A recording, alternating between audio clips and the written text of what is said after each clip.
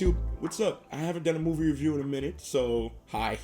If you're new to this channel, welcome to Loot on the Movie Guy, which is my beautiful channel on YouTube. This series you're tuning into today is Movie Time, which is a series here where I just talk about movies both new and old. Today we're going to be talking about the new Christopher Nolan film, The Odyssey, which, spoiler alert, is pretty damn good. So I don't want to waste any more of your time. Let's just get straight into the review.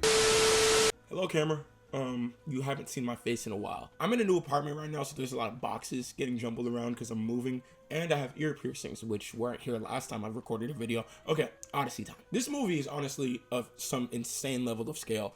The amount of times Nolan manages to like overdo himself or outdo himself is crazy. It's not quite as introspective as something like Oppenheimer, which is why I still think Oppenheimer is his best film, but it still does have a really strong lead performance from Matt Damon, which I'm going to get more into. Just to recap the film briefly, Odysseus, who's the king of Ithaca, goes on a journey after winning the Trojan War. He goes on a journey to get back home to his wife and his son, played by Tom Holland. His wife is played by Anne Hathaway. And on that journey, him and his men encounter a fuck ton of mythical creatures and also have to face the wrath of the gods. And Nolan just captures that scope in a brilliant way with the way he shoots it. The fact that the entire thing is shot in IMAX 70mm, which is an insane feat. I actually really wanted to watch it in IMAX 70mm, but I missed out, unfortunately. There's a theater in Fort Lauderdale, which I actually went on a field trip to when I was around like 6 or 7 years old. That field trip was really fun, but I got to watch like a penguin documentary with like fucking penguins. But basically they showed Sinners there. They're showing a bunch of IMAX stuff there. I hope I get to see Dune Part 3 there, honestly. Golly. But it was sold out like constantly. I didn't even have the chance to see this in 70mm. I think this movie does a really good job at modernizing the original myth, and not like it's not like it's set in the modern world, but I mean is it basically encapsulates all of those core elements that are very strong in that original myth and poem, and just brings them to light in like the most cinematic way possible. This is like probably one of the coolest things I think Nolan has made, in my opinion. Is it the best? I'll get more into that, but yeah, no, it's definitely a really cool, really fucking thrilling movie. Like, Jesus. But yeah, you've seen me in my robe for long enough. I'm sorry for this. So, yeah, actually, I don't apologize. This is a really comfortable robe. And I'm gonna move on to the voiceover segment. So, yeah. Voiceover time. Completely unrelated plug, but please go listen to the new Steve Lacy album. It's about good as shit. Alright, back to the review.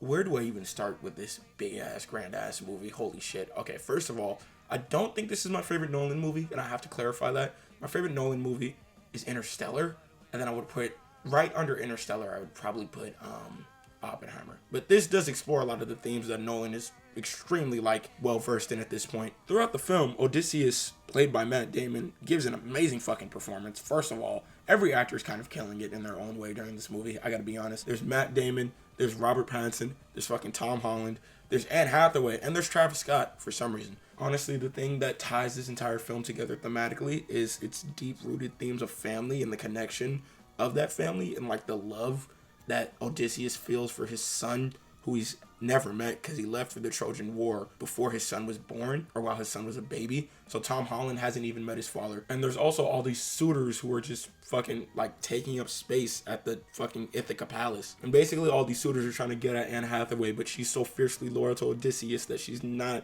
shaken at all by them. The main part of the movie, besides those themes that I really enjoy, is just how grand and harrowing Odysseus' journey back home feels. Like, his men go through so much shit, and they all fucking die, of course. Which, yeah, I mean, it was in the ancient myth, so they're cooked. It was funny, because I saw this movie with my girlfriend, my mom, and my brother. And my brother told me afterwards that he wasn't even expecting all of the men to die. Like, he thought it was just a bluff from the gods, but nope. They actually really killed him. That's the thing about Greek gods, though. They don't play no games, bro. If they warn you something's gonna go down, you better listen to them. Because if you don't, they're gonna take you out.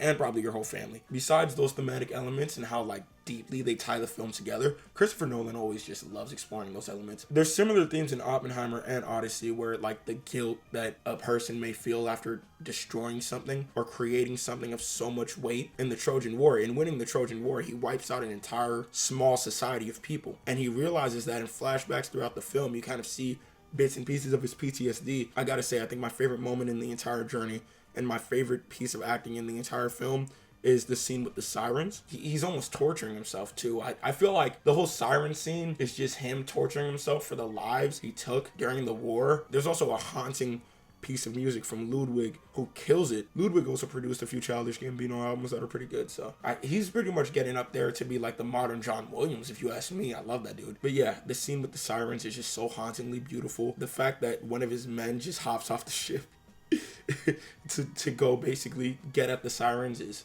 pretty fitting. I mean, yeah, because that song it's haunting, and the way it's played, it kind of feels muted, and the way it echoed in my theater was amazing. One thing I have to say, especially when it comes to the sequences on the actual journey itself, which is like they almost constantly outdo themselves. Like Nolan fucking kills it. You can tell he used practical effects as a basis for some of the more grandiose scenes, like especially with the Cyclops, because the actors all have something tangible to interact with, and it doesn't really feel fake at any point. Everything feels lifelike, and everything flows in a uniquely like elegant way. It's awesome. It's honestly like watching a stage play. Like, that's how elegant it feels to me, especially when Odysseus gets home at a certain point and he has to face all of the suitors, and that's like the last fucking 45 minutes of the movie. It's just Matt Damon, strong as fuck, killing and like pillaging all of these suitors that were trying to get at his wife and destroying his home while he was gone.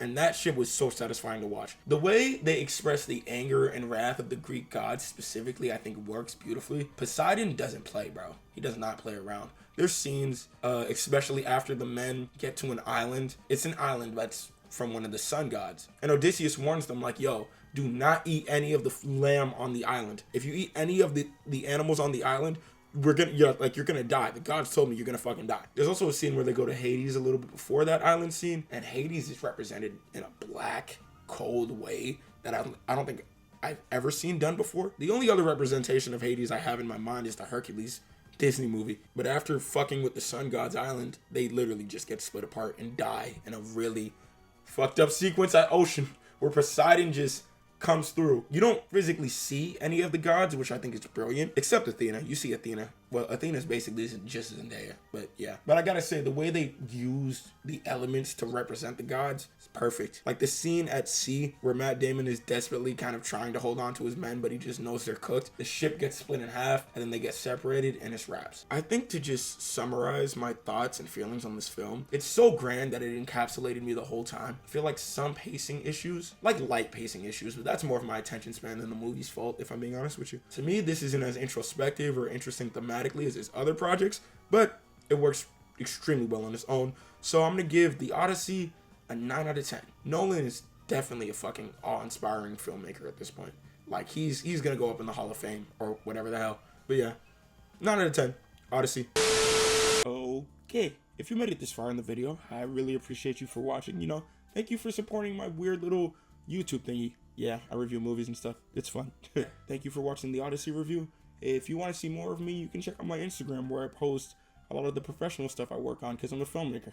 And I just post other random shit on there too. So yeah, check it out if you want. Or you could look at my letterbox where I literally write movie reviews immediately after I finish a movie. No joke, the credits will start rolling on a movie. I will pull out my phone and start typing on Letterboxd because I'm very addicted to that app. Besides that, you can do either of those things. You have free will, so it's up to you. And you can like or subscribe. Again, you have free will, so do that if you want to. So yeah, that's pretty much it for today. And thank you for watching my review of The Odyssey. I will see you again when Spider-Man comes out. Yeah. Bye-bye.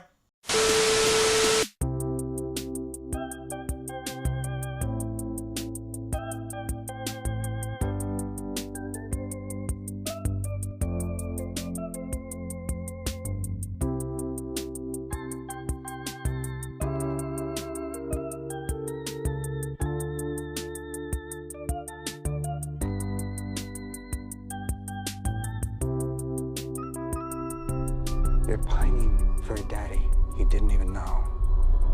Like some sniveling bastard.